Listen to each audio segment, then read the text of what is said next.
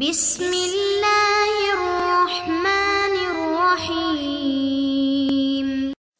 السلام علیکم معزز طلباء کرام، آپ سب کیسے ہیں؟ آج ہم نور الانوار کے سبق نمبر 61 کو پڑھیں گے، اور آج کے سبق کا عنوان ہے قیلہ کی وضاحت۔ اور آج کے ہمارے سبق کی عبارت وقیلہ لا لأنہ جاوز اصلہ سے شروع ہوتی ہے۔ تو آئیے سب سے پہلے عبارت پڑھ کے اس کا ترجمہ کرتے ہیں، اور اس کے بعد باقاعدہ سبق کی وضاحت کی طرف بڑھتے ہیں۔ مصنف علیہ رحمہ لکھتے ہیں وقیل لا لأنہ جاوز اصلہ، اور بعض حضرات نے کہا، یعنی قیلہ کا معنی تو کہا گیا ہے، تو محاوراتی طور پہ یا روانی طور پہ یا مفہومی طور پہ اس کا ترجمہ یہ ہے کہ بعض حضرات نے کہا کہ امر اباحت اور ندب میں حقیقت نہیں ہے، اس لیے کہ اباحت اور ندب میں سے ہر ایک اصل امر سے متجاوز ہو چکا ہے۔ یہاں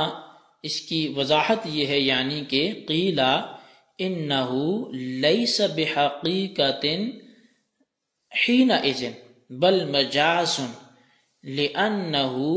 قد جاوز اصلہ وہو الوجوب، یعنی کہ کہا گیا ہے کہ ان دونوں میں سے کوئی اس وقت حقیقت نہیں ہوگا، ان دونوں میں سے کوئی بھی اس وقت حقیقت نہیں ہے بلکہ مجاز ہے، اس لیے کہ ہر ایک اصل امر یعنی وجوب سے تجاوز کر چکا ہے۔ لأن الوجوب هو جواز الفعل مع حرمت الترک، اس لیے کہ وجوب جواز فعل مع حرمت ترک کا نام ہے، یعنی وجوب جو ہے وہ فعل کا جائز ہونا ساتھ اس کے کہ اس کو چھوڑنا بھی حرام ہے، اس چیز کا نام ہے۔ والاباحۃ جواز الفعل مع جواز الترک، اور اباحت جواز فعل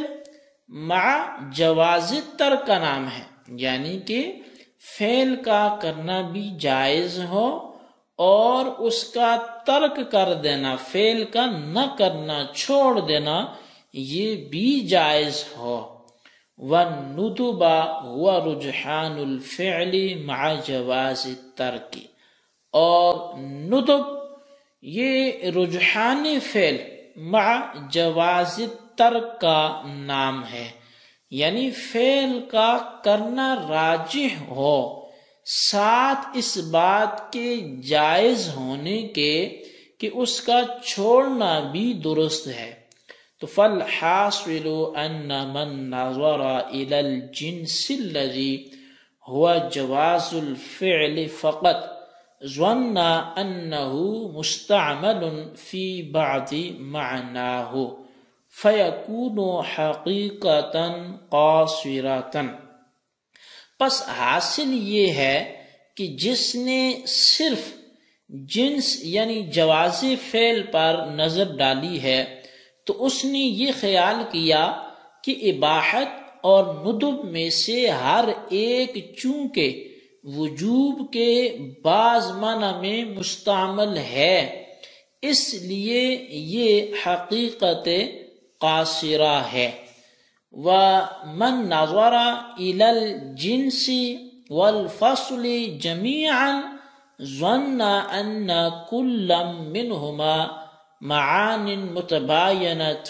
وَأَنْوَاعٌ عَلَى حِدَةٍ فَلَا يَكُونُ إِلَّا مَجَازًا، اور جس نے جنس اور فصل کے مجموعے پر نظر ڈالی ہے، اس نے یہ خیال کیا کہ ان میں سے ہر ایک دوسرے کا متباین معنی اور الگ الگ قسم ہے، لہذا یہ فقط مجاز ہوگا۔ وَأَمَّا تَحْقِيقُ أَنَّ هَذَا الْإِخْتِلَافَ فِي لَفْظِ الْأَمْرِ أَوْ فِي صِيَغِ الْأَمْرِ فَمَذْكُورٌ فِي التَّلْوِيحِ بِمَا لَا مَزِيدَ عَلَيْهِ، اور اس بات کی تحقیق کہ یہ اختلاف خاص لفظ امر میں ہے یا امر کے صیغوں میں ہے، اس کا ذکر پوری تفصیل سے تلویح میں موجود ہے۔ بہرحال یہ آج کے ہمارے سبق کی عبارت تھی اور اس کا ترجمہ تھا۔ اب آئیے اس کی وضاحت کی طرف بڑھتے ہیں۔ دراصل شیخ ابو الحسن کرخی، شیخ ابو بکر جصاص اور عام فقہا کا مذہب یہ ہے کہ جب امر کا صیغہ اباحت یا ندب میں استعمال ہوگا تو وہ حقیقت نہیں ہوگا بلکہ مجاز ہوگا، کیونکہ اباحت اور ندب میں سے ہر ایک امر کے اصل معنی یعنی وجوب سے متجاوز ہے، اور مجاز کو مجاز اسی لیے کہتے ہیں کہ وہ اصل معنی سے تجاوز کر جاتا ہے، اور اباحت اور ندب میں سے ہر ایک امر کے اصل معنی یعنی وجوب سے اس لیے متجاوز ہے کہ وجوب میں دو چیزیں ملحوظ ہیں، ایک تو جواز فعل ہے اور دوسرا حرمت ترک ہے، یعنی ان دونوں کے مجموعے کا نام وجوب ہے، اور ان دونوں کا مجموعہ نہ اباحت میں پایا جاتا ہے اور نہ ندب میں ہے، کیونکہ اباحت جواز فعل مع جواز ترک کا نام ہے اور ندب رجحان فعل مع جواز ترک کا نام ہے۔ پس جب وجوب کے پورے معنی نہ اباحت میں موجود ہیں نہ ندب میں موجود ہیں تو اباحت اور ندب میں امر کا استعمال اصل معنی اور معنی موضوع لہو کے علاوہ میں ہوگا، اور معنی موضوع لہو کے علاوہ میں کسی لفظ کا استعمال چونکہ مجاز کہلاتا ہے، اس لیے اباحت اور ندب میں امر کا استعمال مجاز ہوگا نہ کہ حقیقت ہوگا۔ صاحب نور الانوار دونوں اقوال کا خلاصہ کرتے ہوئے فرماتے ہیں کہ علامہ فخر الاسلام نے چونکہ وجوب کی مذکورہ تعریف کی صرف جنس یعنی جواز فعل پہ نظر ڈالی ہے، اس لیے انہوں نے یہ خیال کیا کہ اباحت اور ندب میں سے ہر ایک وجوب کے بعض معنی یعنی جواز فعل میں مشتمل ہے، لہذا اباحت اور ندب میں امر کا استعمال حقیقت قاصرہ ہوگا، اور شیخ ابو الحسن کرخی علیہ رحمہ یا ان کے علاوہ دیگر نے چونکہ وجوب کی مذکورہ تعریف کی جنس اور فصل کے مجموعے پہ نظر ڈالی ہے، تو اس لیے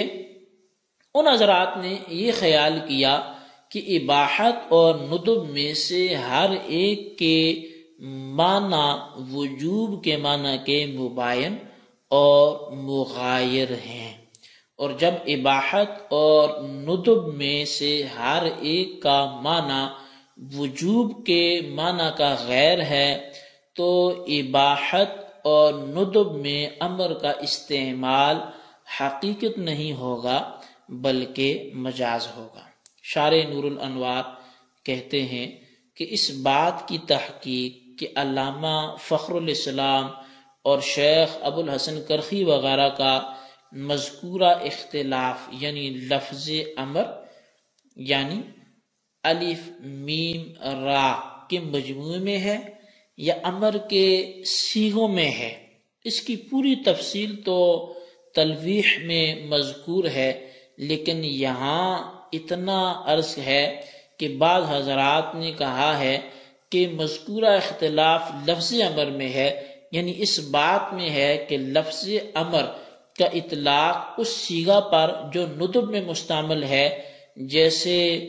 کہ فقاتبوہم، اور اس صیغہ پر جو اباحت میں مشتمل ہے جیسے کلوا واشربوا حقیقت ہے یا مجاز ہے، اور بعض حضرات نے کہا کہ مذکورہ اختلاف لفظ امر یعنی الف میم را کے مصداق یعنی امر کے صیغے میں ہے کہ اباحت اور ندب میں امر کے صیغے کا استعمال حقیقت ہے یا پھر مجاز ہے؟ تو جی طلبہ کرام، یہ ہمارا آج کا سبق تھا۔ اس سبق میں اچھی طرح جو کچھ بیان ہوا اس کو سن کر سمجھ کر اپنے رجسٹر پر نوٹ کریں، بالخصوص ان سوالات کے جوابات بھی دیں۔ قیلا کا قائل کون ہے، وضاحت فرمائیں، یہ سوال نمبر 1 تھا۔ اور سوال نمبر 2 یہ ہے کہ اختلاف لفظ امر میں ہے یا صیغہ امر میں ہے، آپ کیا جانتے ہیں، تحریر فرمائیں۔ اللہ تبارک و تعالی سے دعا ہے جو کچھ ہم نے پڑھا سنا اسے یاد رکھنے کی توفیق نصیب فرمائے، آمین بجاہ النبی الامین۔